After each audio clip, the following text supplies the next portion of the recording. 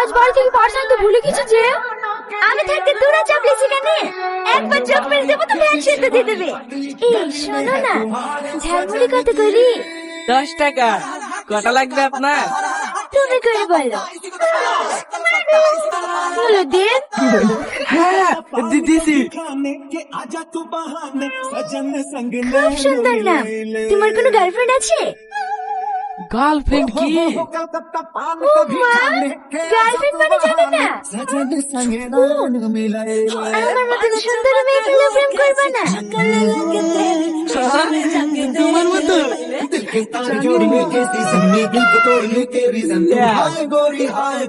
কটাটা দেবো? না না, টাকা লাগবে না।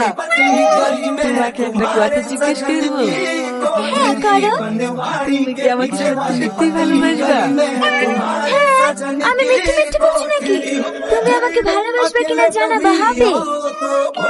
হবে। বাই।